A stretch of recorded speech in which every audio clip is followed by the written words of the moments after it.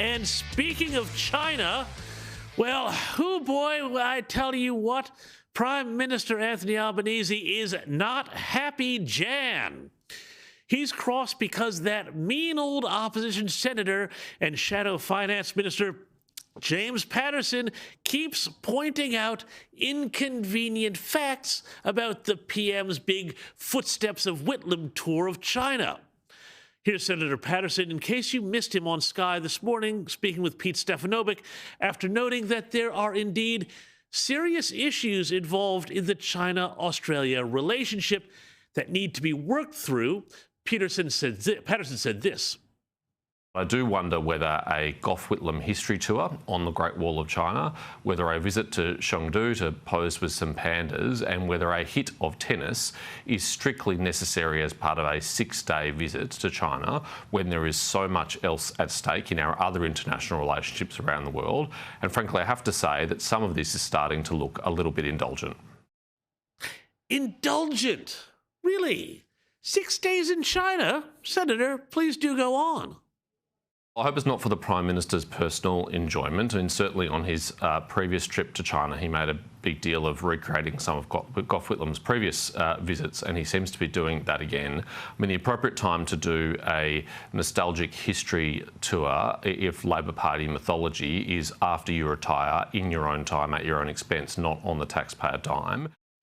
Well, indeed. And look, this really is turning into something of a Whitlam tribute tour, right down to the polo shirt Albanese wore at the Great Wall, just like Gough Whitlam did all those years ago. And the Prime Minister, for his part, was also not happy to be asked about this by the press pack that's been traveling with him in China. You've been accused of cozying up to the Chinese Communist Party while letting the US relationship languish. What is your response? Oh, look, I think the opposition have got some issues they need to sort out within themselves. Including over the relationship with China. I think they should sort themselves out before they start going back to where they've been for the last 3 years, frankly. Sitting back, never having anything positive to contribute, always being critical, seeking to look for distinction when what they should be doing is just supporting Australia's national interest. That's what I'll continue to do.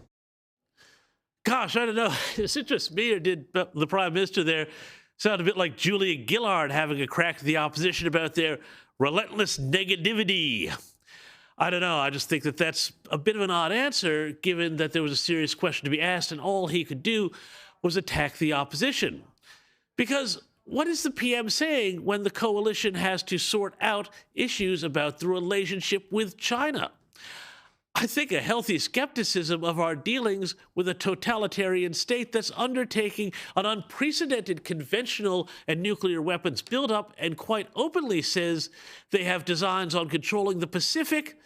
Well, is it such a bad thing to ask questions about this?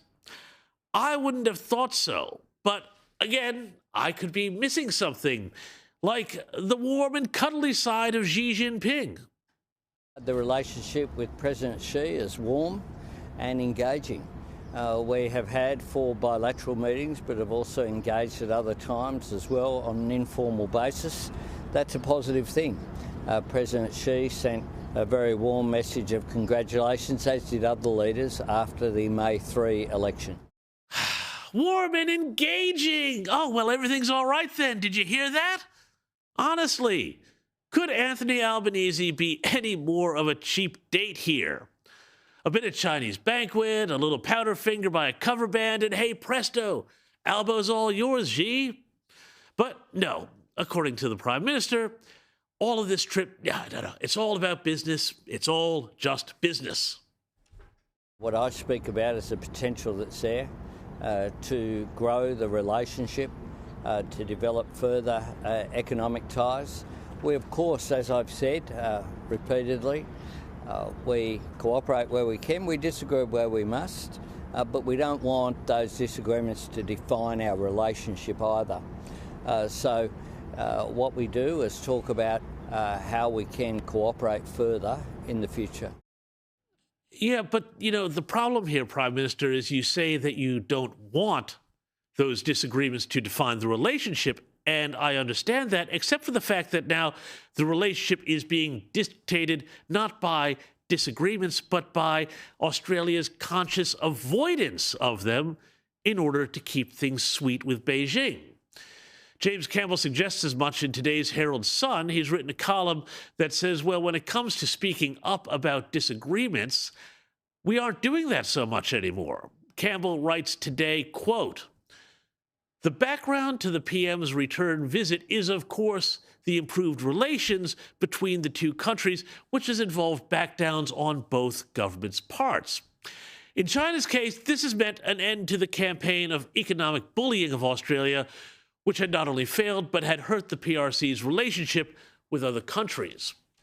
How have we backed down in Australia?" Campbell asks. Well, in return for the bullying, we've basically stopped criticizing China in international forums. We've also stopped talking about spying or the Chinese government's continuing harassment of the Chinese diaspora in Australia. We still raise things from time to time, James Campbell writes, when they can't be ignored, as we did in February after commercial flights had to be diverted because of the Chinese Navy's live firing exercise. But basically, if we can avoid raising uncomfortable subjects with Beijing, we will, unquote. In other words, to keep things all right with Xi Jinping and the trade flowing, we've lost our voice, which is why basically the Prime Minister raised, or said he raised, when he said he raised the issue of surveillance ships and live fire exercises with the Premier, he was all but ignored. And this is also why he won't have to find a seat on the VIP jet for detained Chinese Australian Yang Hengjun, who's being detained in China. And all of this is why I have been so skeptical all week about this trip by the Prime Minister. Not because I want it to fail, not because I don't think it is important to have a robust trade relationship with China and as decent relations as we can with Beijing, but instead, here's the problem. I can't help thinking that in a world where Donald Trump gets criticized for being an entirely transactional leader, that you could not say exactly the same thing about Anthony Albanese. And that even more so, this transactionality comes not from a place of strength, as in the US, but from a place of weakness.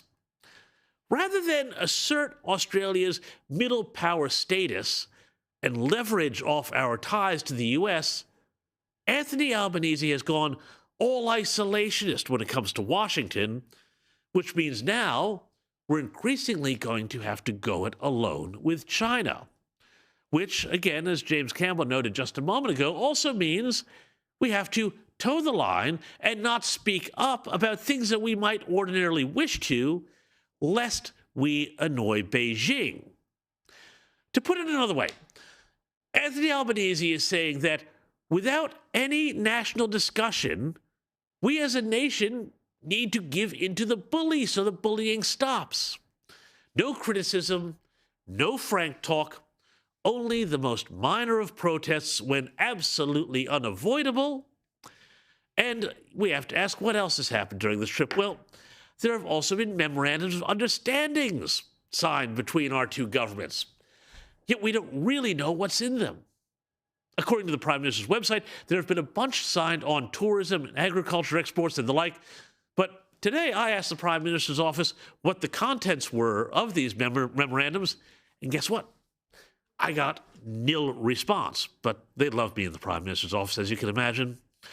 A journalist also asked the Prime Minister at the start of the week about these memorandums, but he got nothing more from the PM than an ad for Trip.com. Prime Minister, just on the Memorandum of Understanding, what's actually in it? I mean, what can Trip.com do for Australia? And also, there was a stage where people were worried that a lot of Chinese tourists didn't actually spend a lot of money in Australia. Now, obviously, they are, but is that an increasing trend now? Increasingly, Chinese tourists spend more than tourists from other destinations. And Trip.com in particular specialises in the high-value market, particularly independent market. A lot of their bookings are online. Yeah, so sign up there online, trip.com. Nationals leader in the Senate, Bridget McKenzie, suggests that we may be sliding towards some sort of strategic neutrality, looking at all of this stuff in toto. I would question whether China sees it as a success. If you look at the China Daily and the commentary there about what was and what wasn't said about the status of Taiwan, and is it successful more broadly for Australia and our place in this region? Australia's never been a bystander when it comes to defence matters. We're not the Switzerland of the South, and I'm very concerned that the Prime Minister's push for strategic ambiguity is not in our national interest. Look, again, let me remind you what I think here. This is not going to end well. As I mentioned before, China is up for a fight. They are not warm and cuddly in the Chinese Communist Party like Anthony Albanese seems to think. This is not one of these things where we can just go on forever thinking that we have two different systems and they do their thing and we do our thing and we just trade and we make money and everything's going to be fine. Because what's the old saying? When someone tells you who they are, believe them? Well, this goes very, very much for Xi Jinping and the Chinese Communist Party. Xi Jinping has been absolutely explicit about this fact and has been for years. Just have a look at the headlines. 2020, Xi tells troops to prepare for war. 2022, Xi tells China's army to focus on preparation for war. 2023, Xi Jinping says he is preparing for war. 2025, this year, Xi says prepare for engaging in warfare. In the last year as well, as I mentioned before, China's nuclear arsenal grew by 20%, and they now have 600 nuclear warheads. Does this sound like the behavior of a nation that is committed to world peace?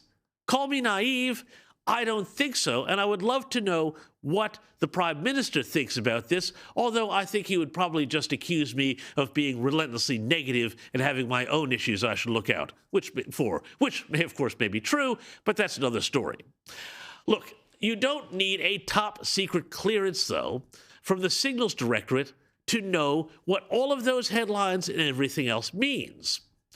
I think the headlines say it all. They say China is preparing for war. No one is disputing this. And yet Anthony Albanese is here, out there in China, acting like China is just another country that we can just trade with and do business with and everything will be fine, while suggesting that people like Senator James Patterson are just a bunch of hawks rather than realists. That's my problem with all of this. There's not enough realism about China and its intentions.